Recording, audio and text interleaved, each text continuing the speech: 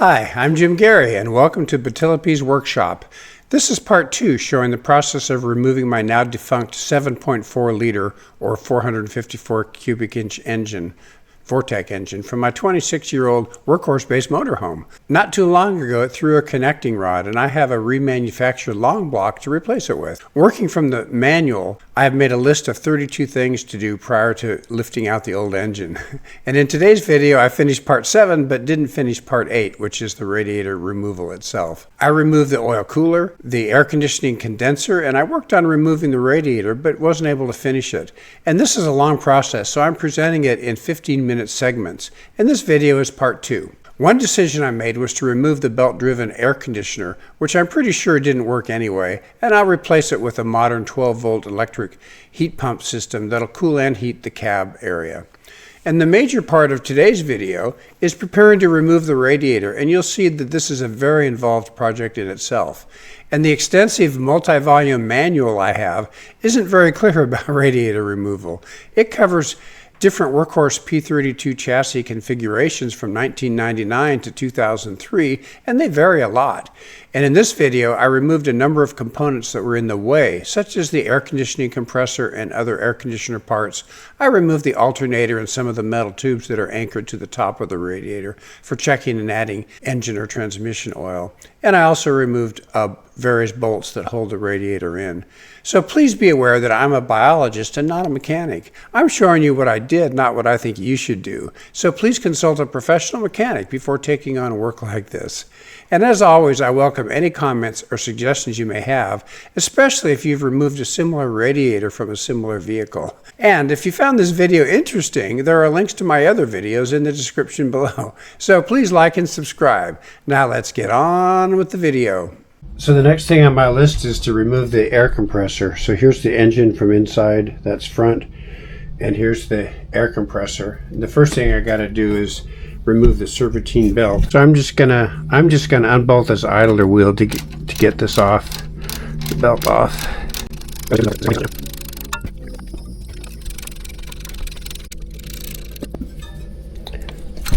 it is. So there's that idler wheel off. Now I can just unloop the belt. So before I move the bolts to hold the compressor, the AC compressor, and I've got a couple of wires to take off, and I've got them labeled already. This goes to the front top of the air conditioner, and then there's one down here, and I've got it labeled. It goes to the rear of the air conditioner. So I've got those wires out of the way, and now there's just 4 bolts. It looks like 1, 2, 3, 4, and of course these pipes that move the refrigerant through. But I'm gonna go ahead and disconnect the bolts. Let's see if I can get this loose. There we go, it's loose. It's a really tight fit for a 1/2 inch, so I'm guessing it might be 13 millimeters. Yep, I already sprayed them with penetrant a while back. Let's take it all the way out.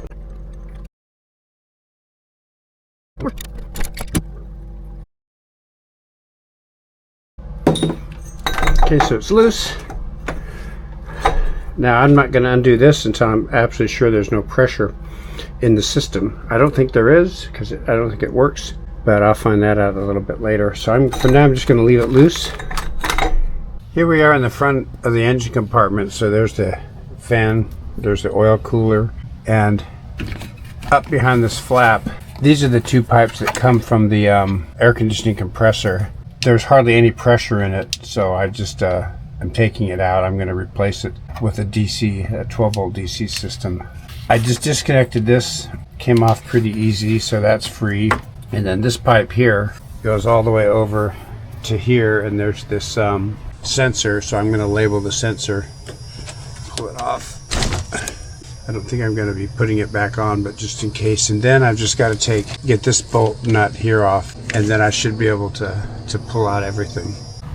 So I took the sensor wire off and I labeled it so later on I'll know what it does. Then I got this nut here loose. It's a big nut and it was really hard to get loose, but I got it. So let's get that off. There, it's loose. So now I should be able to go back inside, because I've got the 2 pipes, this metal one and this rubber one, that go to the compressor. So I should be able to just pull the compressor right out. So let's go see if that works. So here's the compressor. I've got this rubber hose off on the other side. I have this hose off on the other side. I swear, but I can just pick this up. I should be able to just drag the the cables in.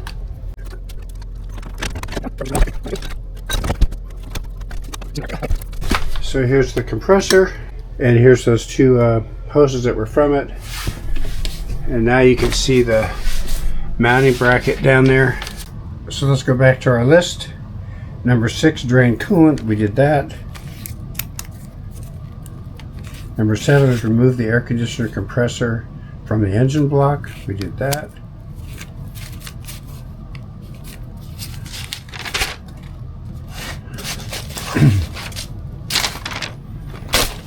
So number 8 is going to take a while because I got to remove the radiator from the vehicle. And I've also got to disconnect the cruise control cable. And it says be careful not to damage it. Here are the two cables I think it's talking about. This I believe is cruise control, and I believe this one is the accelerator, but let's test that. So I'm going to push on the accelerator pedal, and it should move the one farthest away from the camera. Yes, it does. So I'll remove those a little bit later, but I think what I want to do now is get on with the radiator. So before I can remove the radiator, I've got to remove, or at least move out this oil cooler out of the way. I think if I just unbolt it, I can just sort of move it out of the way there.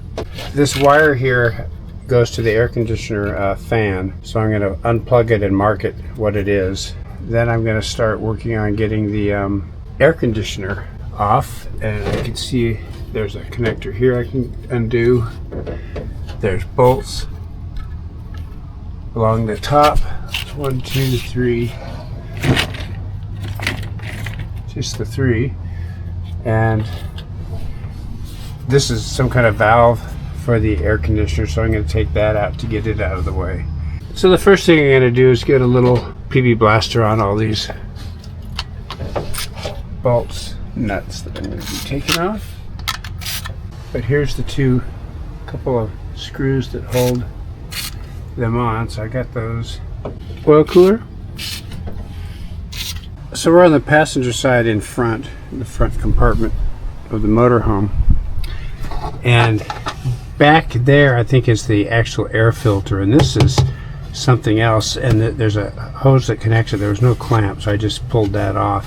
Whatever this is, it gets in the way of getting the radiator out. I'm going to take this off. This is a 10 millimeter machine screw. So I got the machine screw out, 10 millimeter, and it looks like I could just pull this right out of the way. So there it is. It's part of the intake, the cold air intake for the end. There. So that's good. So now if you look in here, we've got all kinds of room. So these little 10 millimeter bolts connect, and there's a clip that holds the nut on the other side. The bolt on that side off, I've got the top bolt off, and now I'm just going to get the bottom bolt off. That's it. Just as I hoped, it came right off, and it'll get out of the way. So that's pretty good. So I think I'm just going to let it dangle there for the time being. Put the nuts back, bolts back so I don't lose them. Pretty simple. Perfect. And now that I see back there, I see two more lines, one there and one there. Turns out the bottom third of the AC condenser there is separate and serves as a cooler for the engine oil. Those lines go back and enter the underside of the left side of the engine block. The plan is to get this condenser and the fan off of here. I've got to remove the 3 bolts in the back that hold it to the real radiator. There's 3 of them along here, and I got to remove these 2 horns, and I'll just tie them up out of the way, and they're just put in with bolts into this edge here. And then I'm going to have to remove this valve or whatever it is out of here, and those are 8 millimeter bolts there, and then I can finish unscrewing this and pulling it out. I've already labeled the wires so I know where they go if I ever need, just so I don't get confused later about what's what. But I'll start with the horns.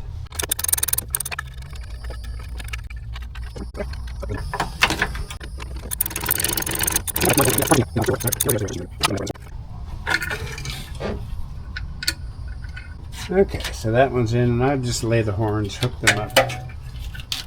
Well, I'll just let them hang down over here.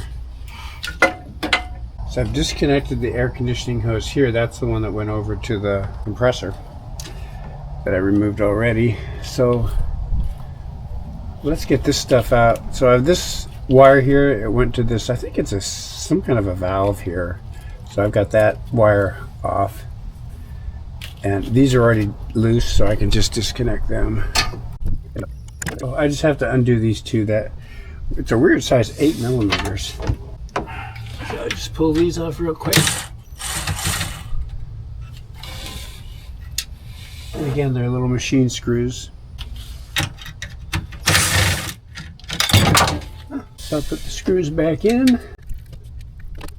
And this just came out, so that's whatever valve that was. Oh, first I got to take off these down here. As I mentioned before, I traced these down to the engines. They bolt into the block. So these have got to be oil coolant.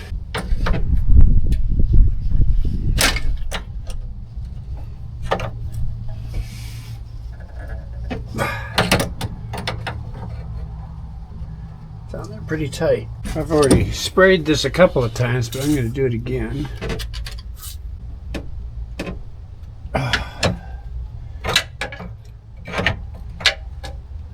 This wrench just isn't biting well. I'm going to have to find the actual wrench.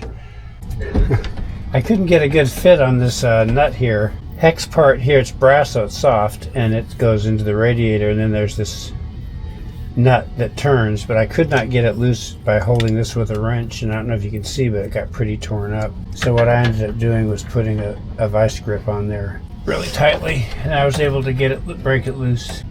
I just don't have fixed wrenches this big.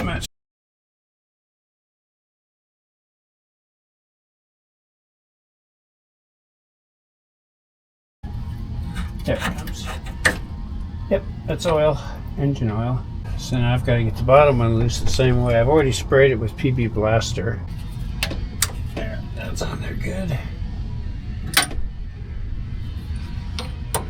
And this is really close to that radiator, and I don't want to muck up the radiator.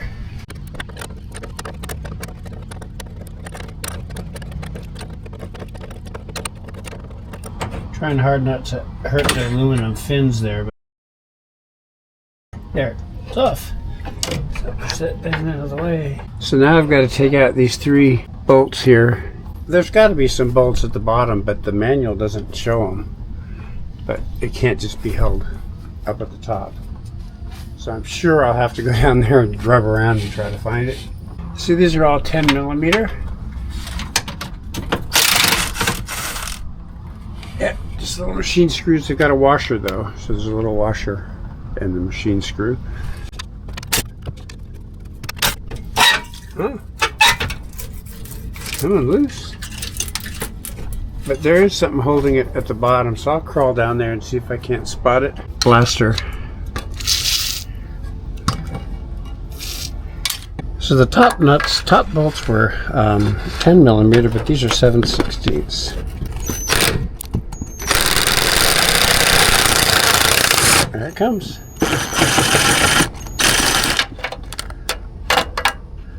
And it's an actual bolt, not a machine screw. It's got a little washer on it. So I'll go ahead and get the other one off. So let's see what other impediment I have to take off, but let's give it a whirl. Should be able to just pull this out. And it's still, oh, there it comes, it's out.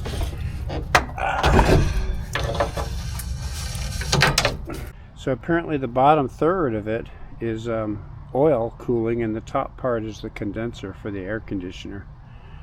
So there's the air conditioner connection there, and there's one up here, and both the oil cooler connectors are down here. I may just put it back and use just the bottom part of it, or I may get a dedicated oil cooler. I'm not sure. So I have a long way to go.